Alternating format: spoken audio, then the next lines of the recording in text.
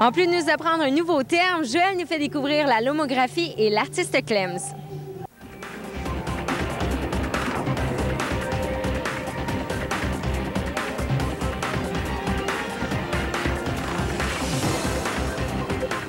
Clems, vous êtes un lomographe. Et là, j'aimerais ça que vous me décriviez pour commencer, qu'est-ce que c'est que la lomographie? Dans le fond, la lomographie, c'est un terme qui a été inventé parce que c'est, pour faire une histoire courte, c'est deux jeunes en marketing en Autriche qui ont trouvé un appareil, le Lomo, dans le fond, qui est un appareil russe, dans une vente de garage. Ils ont travaillé avec cet appareil-là et ils ont vu qu'il y avait vraiment un potentiel au niveau là, du rendu des photos parce que ça donne un fini assez antique avec du vignettage, beaucoup dans les coins. Le vignettage, c'est les demi-cercles noirs qu'on voit là, comme c'est un peu flou. Donc, eux, ce qu'ils ont fait, c'est qu'ils ont été voir la personne qui avait construit ces appareils-là. Bref, ils ont fait repartir l'usine et ils ont créé la lomographie. Donc ça, c'est l'historique, dans le fond, de la lomographie. Mais la lomographie, ce que ça veut dire, c'est un principe de faire de la photographie, mais de basse résolution, avec des erreurs et sans nécessairement choisir qu'est-ce qu'on veut prendre en photo ou travailler avec des lumières. C'est vraiment là, ce qu'on appelle en anglais du point and shoot. C'est que tu vois une partie qui t'intéresse, tu cliques, that's it, that's all. La photo se révèle. Exactement. Donc, c'est de travailler avec les erreurs, de travailler avec les flous, de travailler avec l'imperfection, dans le fond. Parce que la lomographie aussi, nous, on travaille avec des films. On n'est pas en numérique. Donc, c'est encore là, on travaille avec le grain du film. L'idéal, c'est d'avoir des films passés date parce que la chimie est altérée. Donc, c'est vraiment d'aller chercher une image qui est très brute.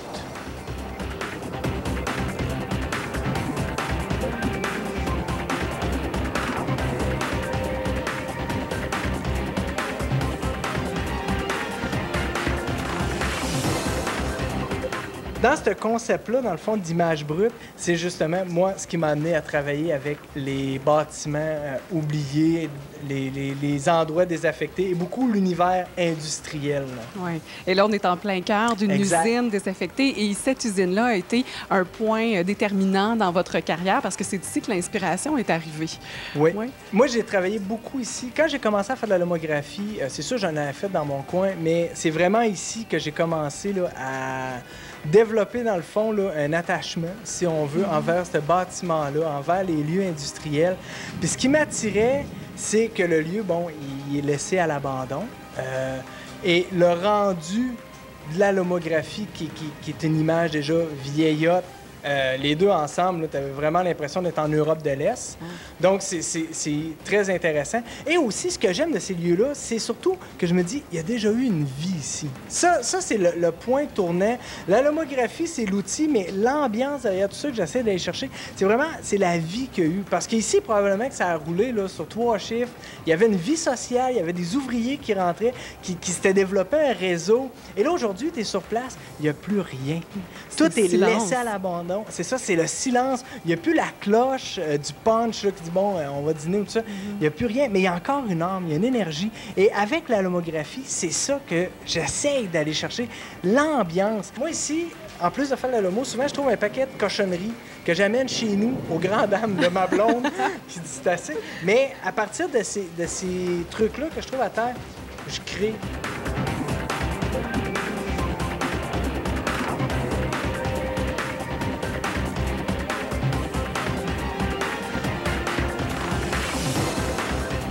Clems a eu l'amabilité de nous inviter chez lui. Et là, on se trouve dans son salon où on retrouve plusieurs œuvres et notamment celles que vous avez exposées au Musée des Beaux-Arts de Sherbrooke dans le cadre du Salon du Printemps des artistes des Cantons de l'Est. Une belle expérience pour vous?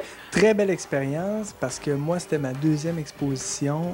C'est sûr que je dois remercier aussi beaucoup la vision de Mme Boucher, Sarah Boucher, qui est conservatrice, qui a eu en quelque part l'audace de venir me chercher et de dire oui, je veux présenter de la lomographie.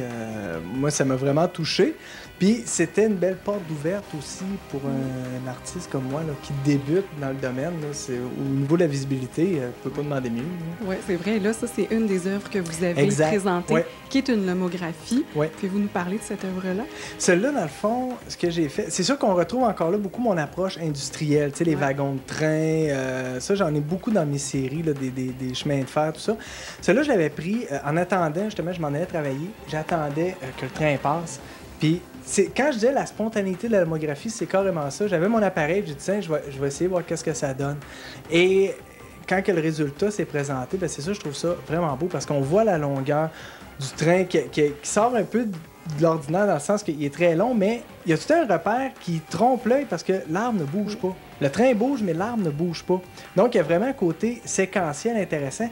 Et quand je disais le côté un peu sale de la lomographie, bien là, on le voit, c'est toutes des petites taches qui se retrouvent, le vignettage dans les coins plus foncés et aussi le côté bleu qui c'était pas voulu. Et aussi la particularité de l'appareil, qui celui-là est un appareil qui a 4 lentilles. Donc, quand on prend la photo, les 4 lentilles ouvrent une après l'autre. Ça donne des bandes comme ça. Oui, c'est vraiment magnifique. Et là, juste au-dessous de nous, on a un autre exemple d'improvisation dont vous nous parliez. Qu'est-ce que c'est que cette pièce-là? Ça, dans le fond, c'est une plaque de métal que j'ai trouvée en m'en venant de travailler un jour. Je suis passé 3 fois en avant de la prendre. Puis elle me parlait, il y avait quelque chose là-dedans. Et ça, c'est sûr que c'est pas la lomographie, mais ça se trouve être dans la même démarche de récupérer des objets trouvés, de leur donner une nouvelle vie. Parce que cette plaque-là, elle parle. Elle a son vécu. Il n'y a aucune intervention, à part que le vernis que j'ai mis dessus pour que la rouille arrête de tomber. Là. Mais sinon, il n'y a aucune intervention. Comme la lomographie, il n'y a aucune intervention. On prend ça tel que tel. On y va vraiment spontané. Puis on voit qu'est-ce que ça donne. Ça ici, justement, ça, c'est des œuvres qui sont en cours présentement. C'est des assemblages.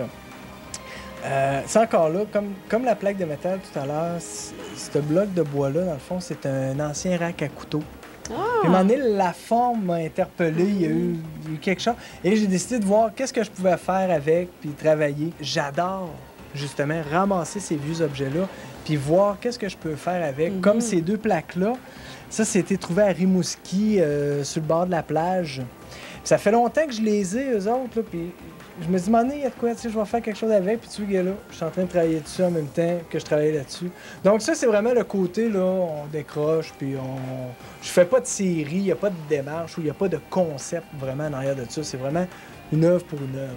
En tout cas, on va suivre votre démarche parce que c'est vraiment fascinant ce que vous faites. Et si on veut avoir plus de renseignements, on peut aller sur votre blog. Oui, c'est clems.over-blog.com. C'est sûr que je ne l'alimente pas à tous les jours, mais souvent, je vais mettre des petites nouveautés. J'agrémente de textes aussi parce que j'aime écrire quand même. Donc, si les gens qui veulent voir l'évolution de certains projets, là-dessus, il y a une bonne vision. Et il y a aussi sur Zonard, ça, c'est sûr que c'est moins des projets, mais c'est des trucs quand même que j'ai fait qui est beaucoup plus axé, par contre, sur la lomographie. Oui, ça donne un bon aperçu du personnage. Bien, merci beaucoup, Clems, pour cette belle incursion dans votre univers. On a beaucoup apprécié. Merci beaucoup.